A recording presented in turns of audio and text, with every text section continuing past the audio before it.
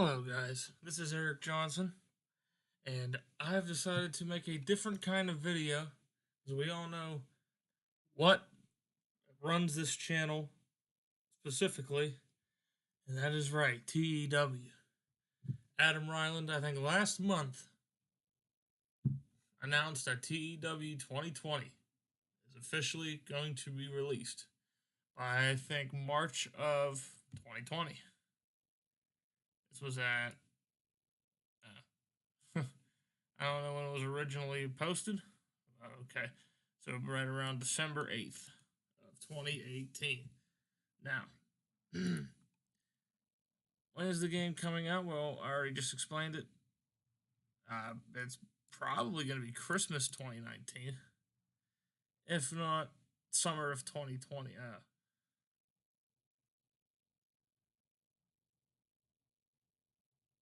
So it looks like it's going to be Christmas to summer of 2020. Stay tuned for that. Now, why is it such a long way off? Well, as I just read from here a little bit ago before making this video, it looks like he completely took the game apart and decided to start from scratch. So I cannot wait to see what the menus look like. So, other than that, I don't really read too much of this beginning stuff.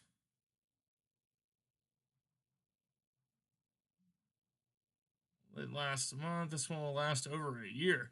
So, over the coming year, we will be going over each of the important stuff that comes out. Now, let's go to playing as child companies, because I thought that was an interesting one. A new addition to the game is the ability for the user to play as the owner or booker of another promotion's child company.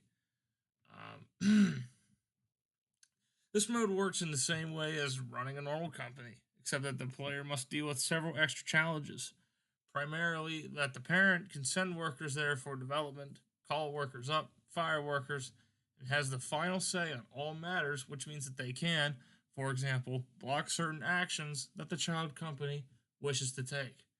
They do, however, have the advantage of not having to worry too much about finances, as any profit or loss is absorbed by the parent, so it's impossible to go bankrupt. Although the parent is not going to be happy if the financial performance is overly poor. So if you're NXT, you can't go broke, which I think that'd be impossible anyway. The child company has the option of whether to proactively sign talent or just utilize the workers they are provided with by the parent. However, they have no power to fire workers who have been sent there on developmental contracts, so they must be very careful about roster management, especially when it comes to negative influences. This mode is unrestricted, and that the player can run a child company regardless of whether the parent is human or AI controlled. If the parent is AI controlled, they will always give the child a warning ahead of time if they are planning to call someone up, giving the user time to switch any titles, do a farewell match, etc. If the parent is human controlled, then it is entirely up to that player. They are free to do things without warning if they so wish. So, my idea is I'm going to do probably a WWE series where I'm doing two. That's right. I'm going to be playing as both, for example, WWE and NXT. So I could constantly book NXT the way I want at the same time as WWE, which that makes it way more. What's the words I'm looking for? Makes it way more convenient. Okay, so I really like that feature. Quality of life changes. Basically, from what I remember, is yes. Now the TEW 2020 is going to be 1366 by 768, which my laptop is 1920 out of like 1088. So I mean, we're almost there, right? It's like 80% of my screen. So almost a full, almost.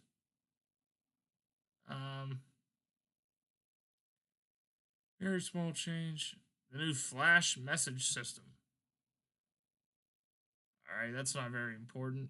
If you want to read the quality of life changes, pause the video and you can read that. Okay? So, on the fly, I don't know why the hell that happened, but anyway, on the fly booking. Now, this is probably my favorite feature so far. So, a very short journal entry for a very large change. Good, thank God. So, for on the fly booking for the first time, this means when you're running a show, you can drop out of the live event and back to the booking screen whenever you like. Obviously, you won't be able to alter segments that have already taken place, but you can edit the rest of the show. So, let's say the crowd is completely dead, okay, and you need to get that crowd back. You can go back to the booking screen and move one of your more exciting matches that you know is going to deliver. Yeah, you can get the crowd right back into it just like that.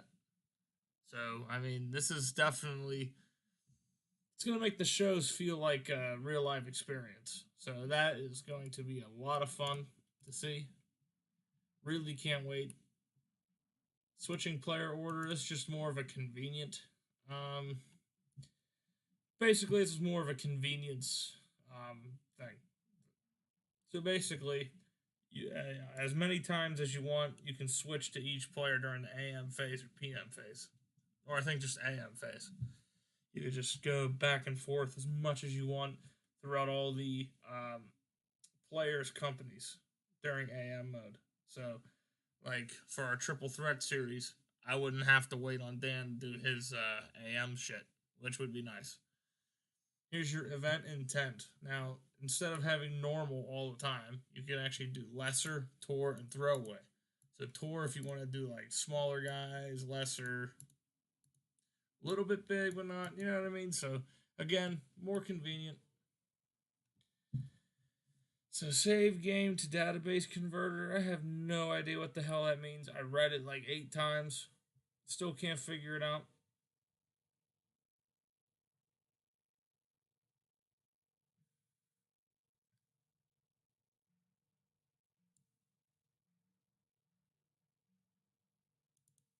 Huh.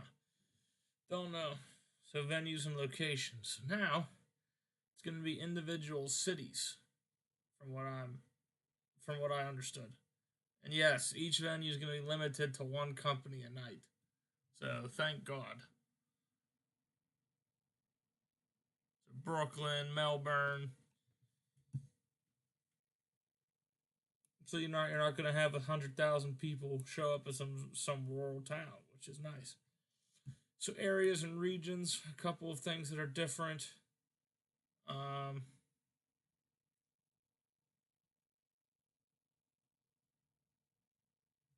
Mexico got expanded a little bit. Europe got reorganized, and India is now finally in the game. So, good to know. The only thing they missed was having the Middle East, but that's fine.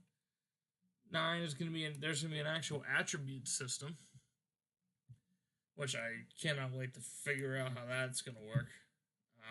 Oh yeah, it replaces the old personality and lifestyle system.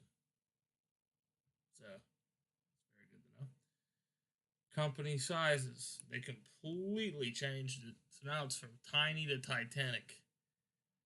I wonder what local to global is gonna be called now. Was it T2T? I don't know. Not really too much to talk about here.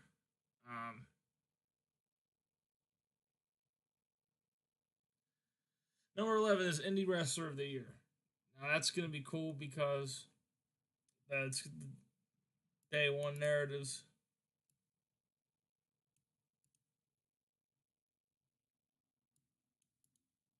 So yes, matches below medium size are eligible, which is nice.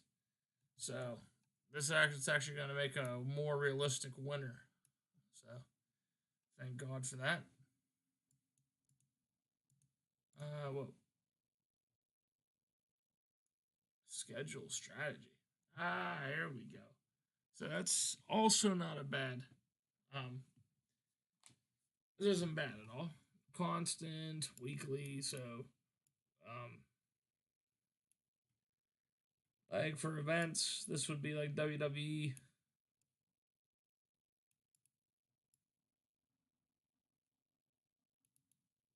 So you can do like weekly TV, once a month events. Not bad for the AI.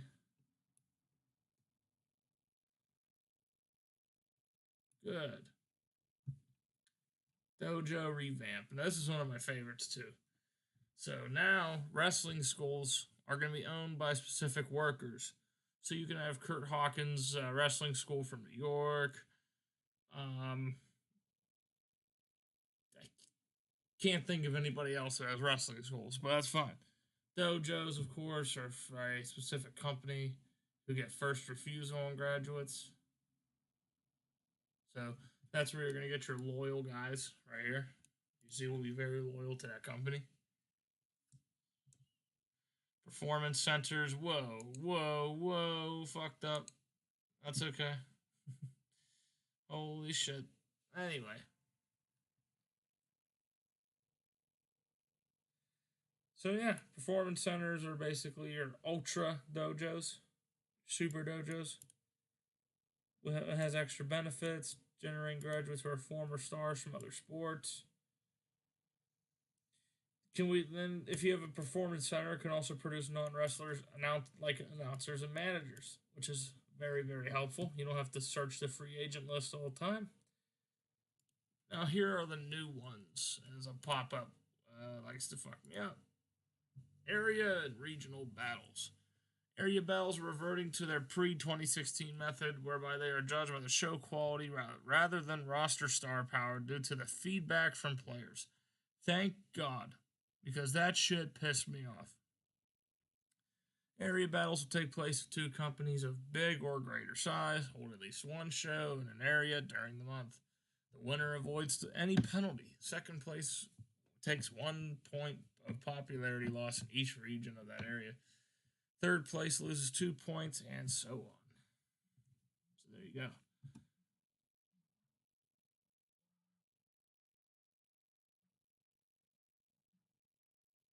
As such, area battles now be decided on a combination of best show grade and a score that reflects star power. Okay, so that's actually sounds kind of better. Here's company relationships. So the new look company relationships are as follows. Each relationship consists of 2 sections, their respective opinions and the current status.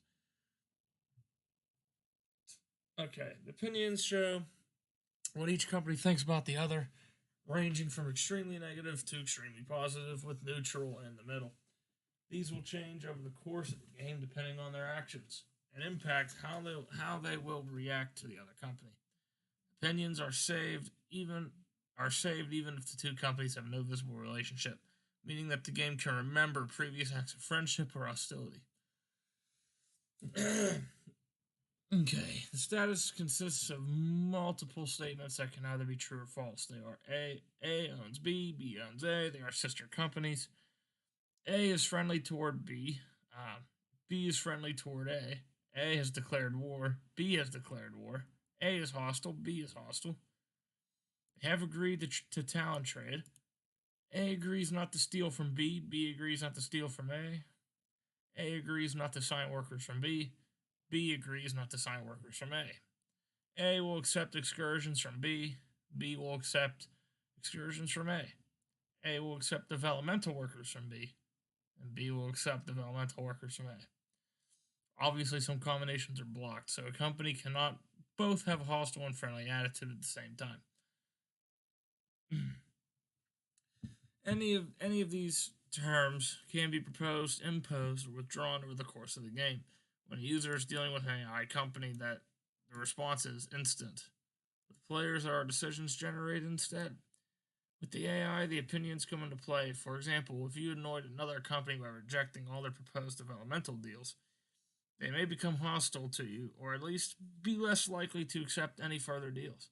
The respective sizes, owner preferences, and relationships between the power players can also come into play. On top of that, company relationships can have knock-on effects. For example, if you declare war on company A, they have a positive relationship with B. Both A and B may declare war on you in response. So if they have an alliance, better watch the hell out. Sister companies are a new term in TEW 2020.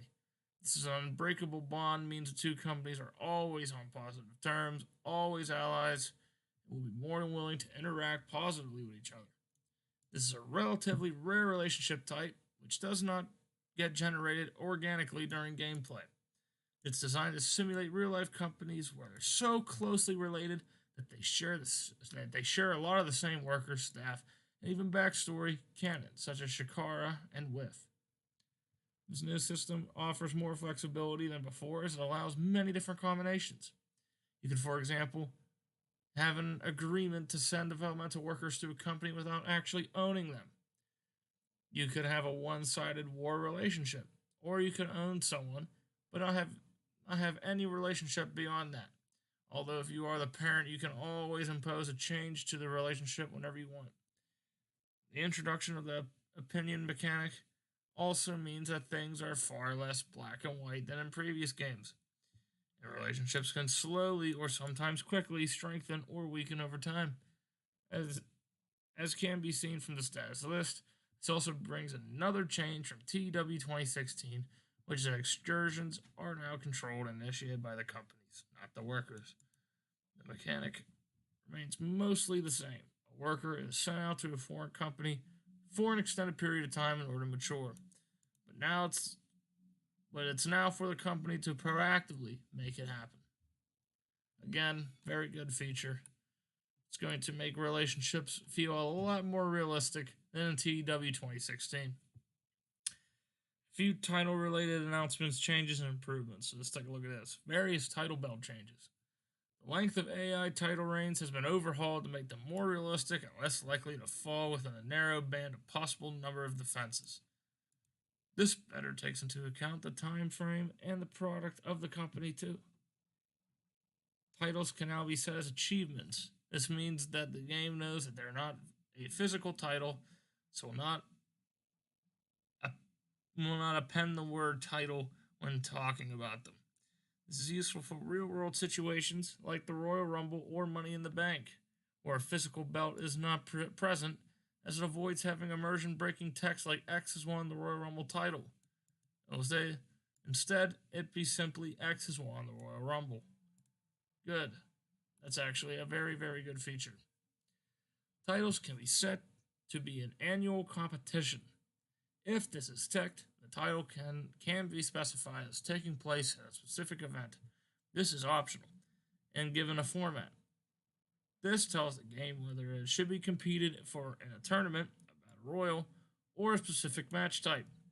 The title can also be set to either be retained or not. If retained, the champions remain with the titles like normal, useful for things like Money in the Bank where it's an ongoing thing. Otherwise, they're simply added to the title lineage and the belt goes vacant until the next year, like tournaments in TEW 2016. This new system allows better targeting of annual titles, i.e. a tournament no longer always needs to be the first event that a company holds that month. And allows better simulation of the real-world events, like the Royal Rumble or King of the Ring. It also means you can have more than one annual title per show. So you could have both Andre the Giant Memorial Battle Royal and Money in the Bank set for WrestleMania if you were designing yourself a real-world database. Title belts can now be set to only ever be defended in a specific match type. For example, you could create a singles title that is only ever defended in three-way bouts, or a tag team title that is only ever defended in straight 2-on-2 action. This is useful particularly if you have titles that you specifically want for multi-wrestler bouts, but also is useful if you have a really prestigious title that you would prefer to only be defended head-to-head. These restrictions are for the AI, of course. The player can choose to ignore them if he wants. So far, I would say this game is looking badass. It's a total revamp of any TEW I think I have possibly ever seen. So, honestly, I wish it was December 2019 already, because we need this game now. Let me know what you think about the game. Please comment down below. Give this video a like. And subscribe to The Berg Wrestling for more TEW content. And, well, just wrestling content in general. This is Eric Johnson. I'll see you next time.